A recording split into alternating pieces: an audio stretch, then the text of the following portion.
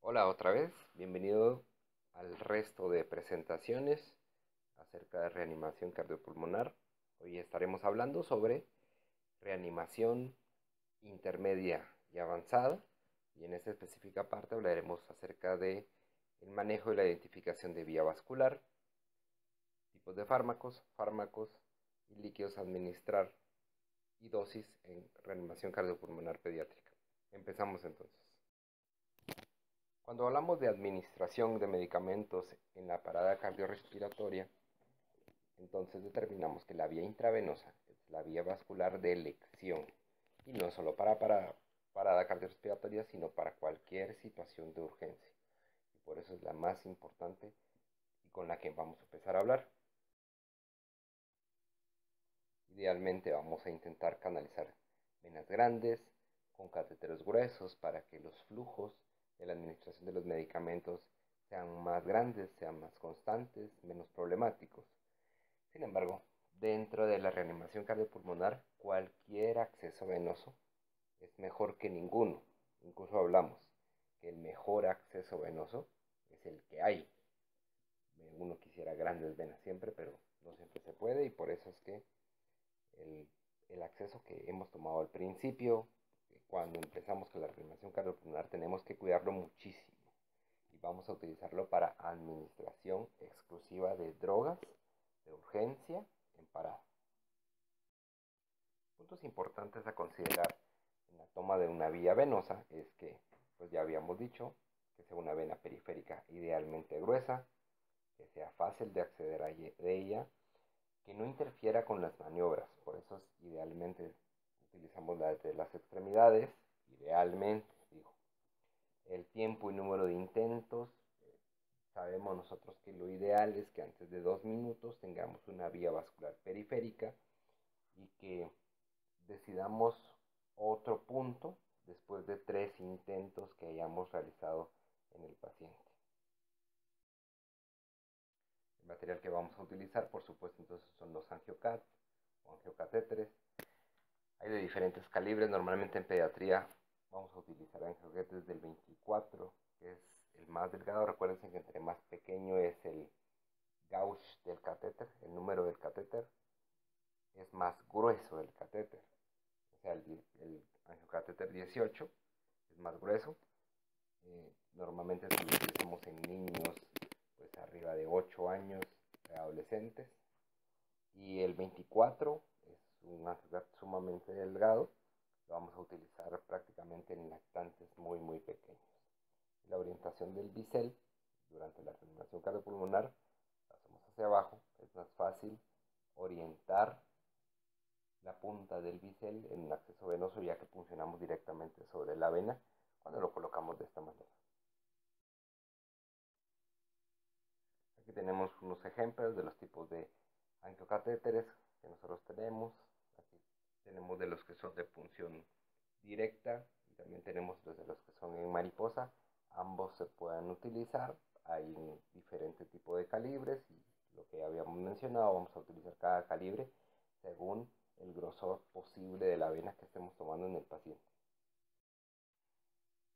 Dentro de las venas periféricas sabemos que tenemos venas en el cuero cabelludo, pero las ideales, y lo volvemos a decir, que es porque no interfieren durante la reanimación, son las venas de las extremidades.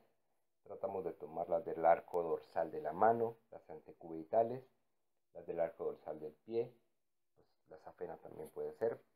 Sin embargo, dentro de las recomendaciones deberíamos de tratar que tal vez el primer acceso que tomamos en el paciente pediátrico sean las venas antecubitales, por el acceso y el grosor. Relativamente es más fácil y mejor el manejo del paciente, la vía vascular de urgencia en el paciente en parada, si iniciamos por esa. Pero eso no significa que no solo pueda esa. Ya lo dijimos desde el principio, la vía vascular mejor en parada cardiorrespiratoria es la que hay. Para la técnica de la punción venosa, entonces colocamos un compresor. Recuérdense que es importante, especialmente si el paciente está en parada cardíaca, que no tiene un adecuado flujo y retorno venoso, Las venas van a estar más colapsadas todavía, por eso es muy importante siempre el compresor, tocar la vena que vamos a puncionar, hacer la punción directamente sobre la vena con el bisel hacia abajo, o también, como en el dibujo 3B, podemos hacer la punción con el angiocatéter directamente colocado a una jeringa. Después vamos a introducir la cánula adentro del vaso sanguíneo. Vamos a confirmar que estemos dentro de un vaso, observando que hay retorno sanguíneo. Importantísimo fijar el catéter, fijar el angiocatéter de una manera adecuada. Recuérdense que durante la reanimación cardiopulmonar estamos moviendo al paciente, manejándole la vía aérea, dándole masaje ya con compresiones torácicas. Todo eso hace que se mueva muchísimo el paciente. Si esa vía que ha sido tan difícil de tomarla, no la fijamos desde el principio, la posibilidad de que se pierda con la consecuente falta de drogas, de administración de drogas de una manera eficaz, oportuna, es altísima. Y la próxima vena, ya tiempo después que ya habíamos tomado la primera, va a ser más difícil tomarla. Por eso es que la fijación es casi tan importante como la punción, eso no se les olvide. Este es el algoritmo de manejo de la elección de la vía venosa y lo vamos a ver al menos una vez más durante la presentación. Deberían de regresar a él porque es muy importante que lo tengamos muy claro. Lo ideal ya dijimos que una vía vascular en reanimación cardiopulmonar y urgencias va a ser una vía venosa periférica. Pero si no tenemos esta vía periférica en 90 segundos, nos quedamos del lado izquierdo, ¿verdad? Bueno, si sí la tenemos, pues aquí le vamos a administrar los líquidos y fármacos. Si no la tenemos, ahora del lado derecho, la pregunta sería, si estás intubado, sabemos que algunos fármacos los podemos administrar por vía endotraqueal. Si no estás intubado, los fármacos deberíamos de poner de inmediato una vía intraósea, no retrasando nada más, sino que colocando la vía intraósea.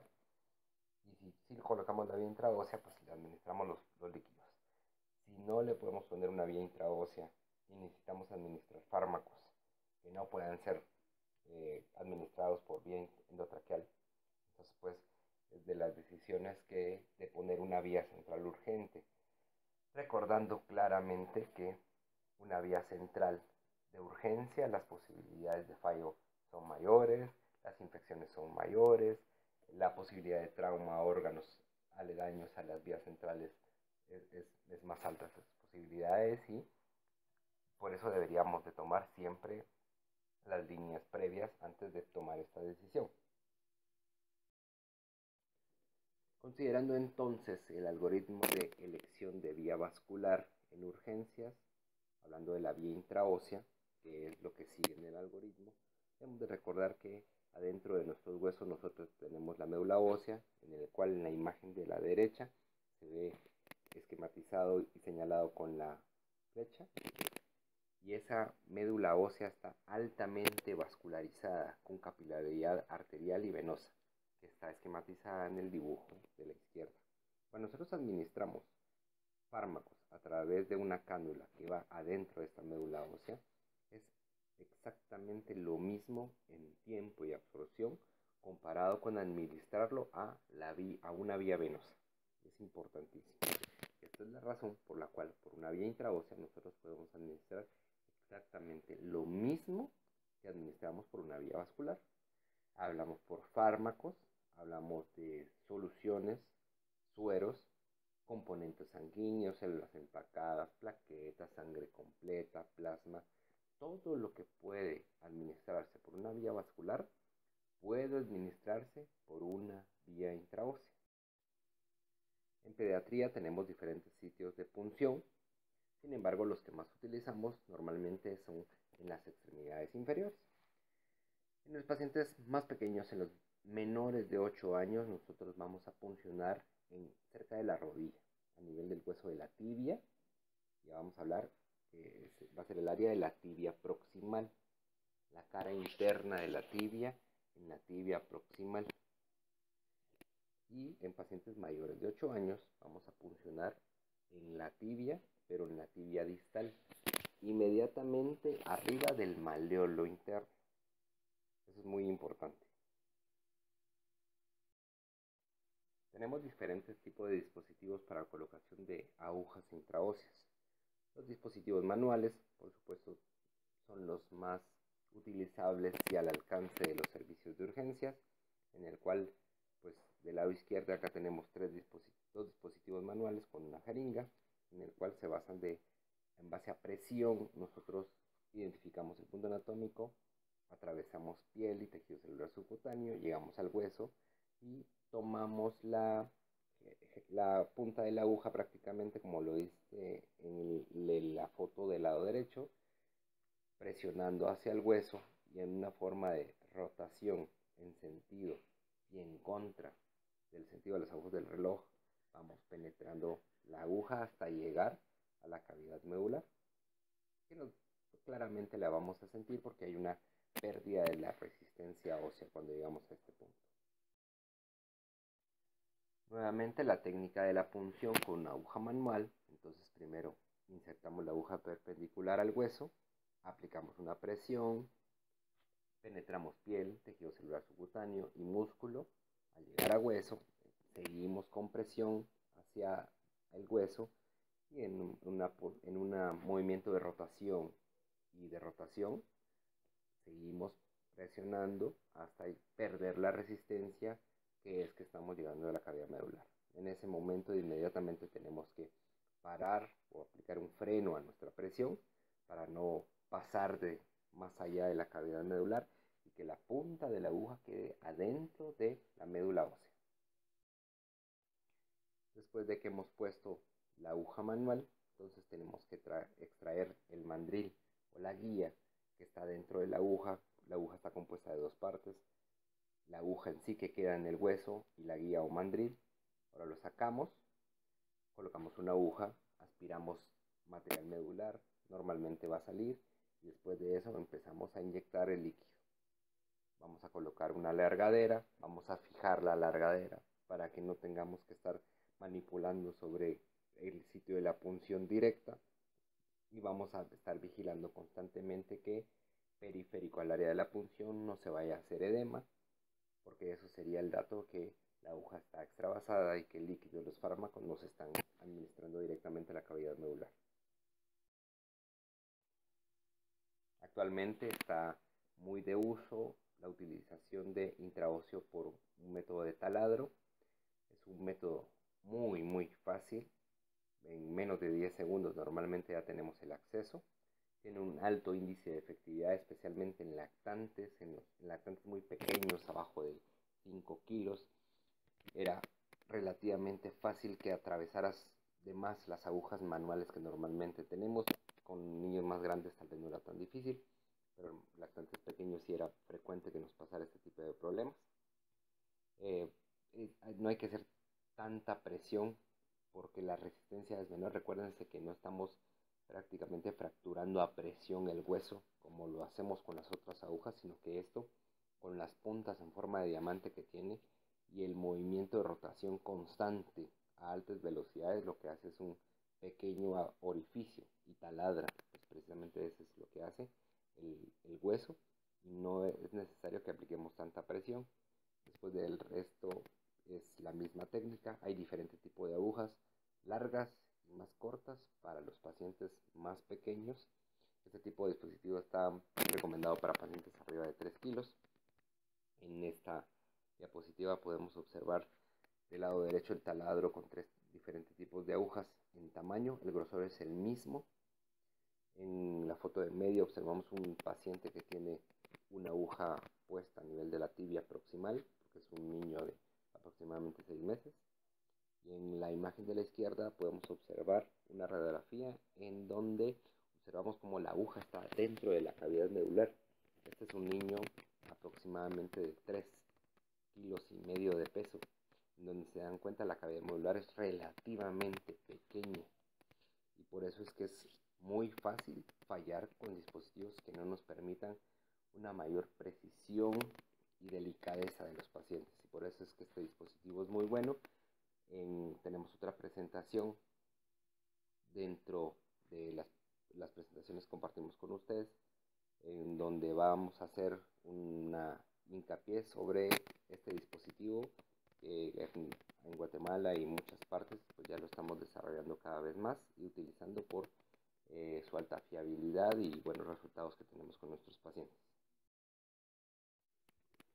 Sabemos que la vía endotraqueal desde hace muchísimos años ha sido utilizado para la administración de fármacos en urgencia, ya que desde un punto de vista fisiológico conocemos que el árbol alveolar, como lo ilustra en el esquema de la derecha, está sumamente vascularizado y va a haber una absorción de los medicamentos, especialmente liposolubles, que administremos en ese lugar.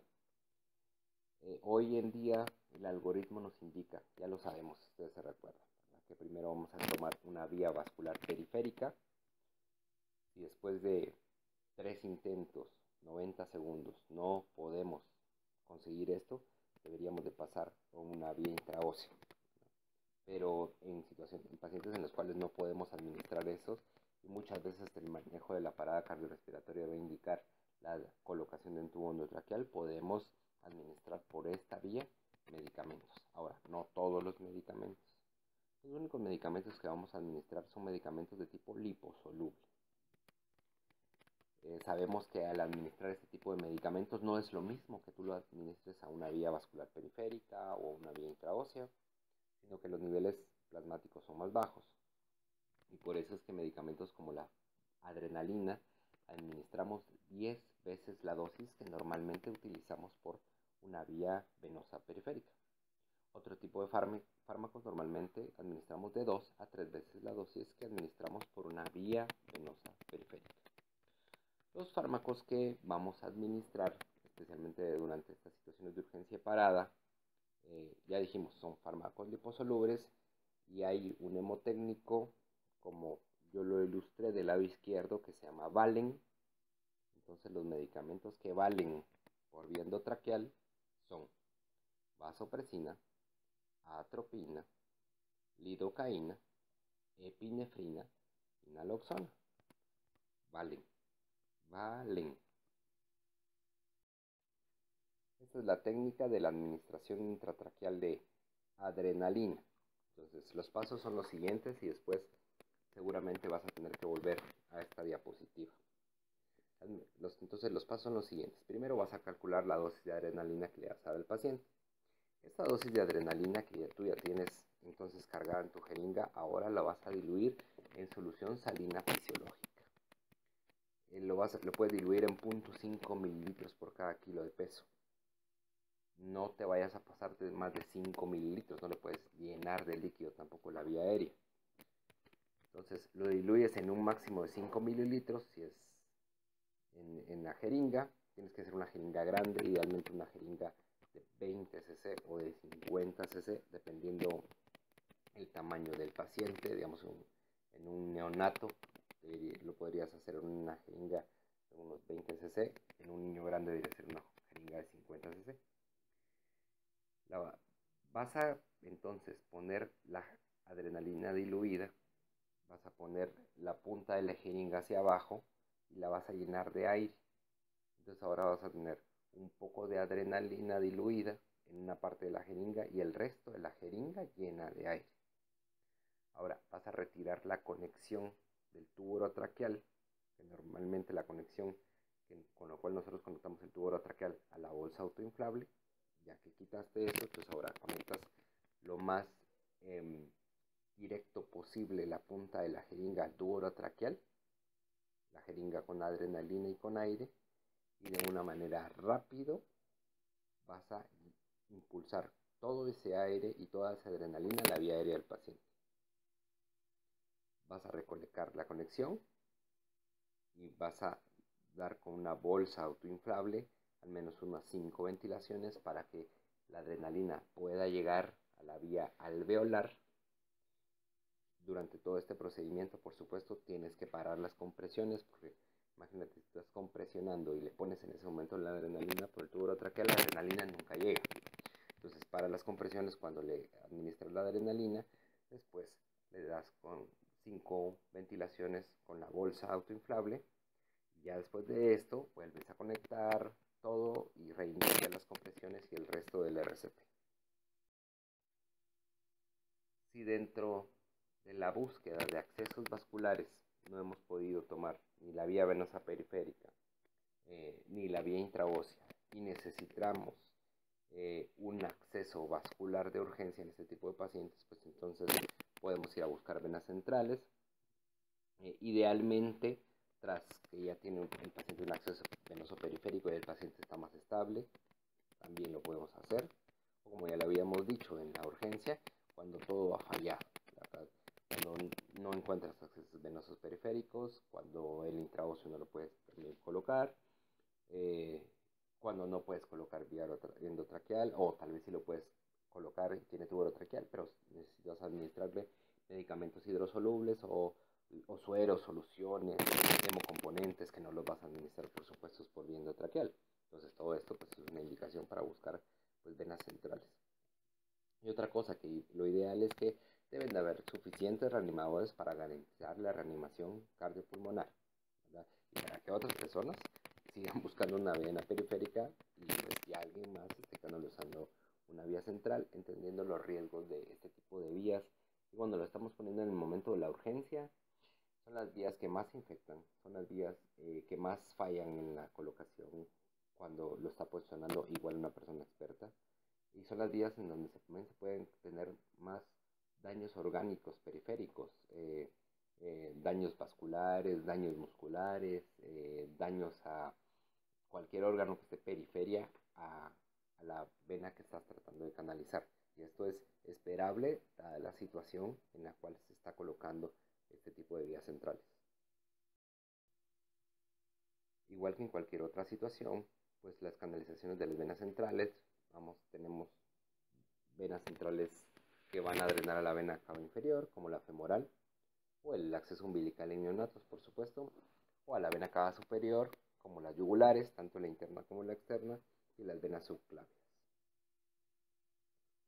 Recordamos entonces el algoritmo de elección de la vía vascular dentro de la reanimación cardiopulmonar.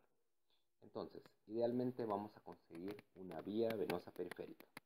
Si en 90 segundos o 3 intentos, recuérdate que eso es lo que llegue primero, 90 segundos, 3 intentos.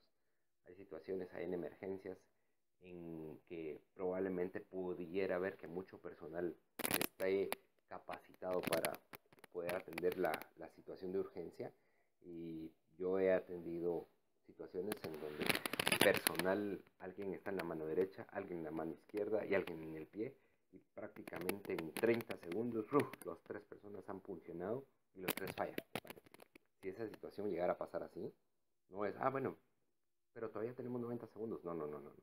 Es 90 segundos o 3 intentos. Lo primero que pase. No tiene que ser las dos cosas. Si ya 3 personas funcionaron, el siguiente punto es seguir en el algoritmo. Entonces, si sí lo logras, le administras tus líquidos y los fármacos por la vía venosa periférica. Si no lo logras y está intubado, pues entonces le das fármacos liposolubles. ¿Te acuerdas del mnemotécnico? Valen, ¿verdad? Valen, los fármacos valen. Si no está intubado, pues entonces tienes que administrarle una vía intraósea. Si le logras tomar la vía intraósea, pues le administras los líquidos y los fármacos por acá. Y si no se logra poner una vía intraósea, entonces pues vas a buscar una vía central de urgencia.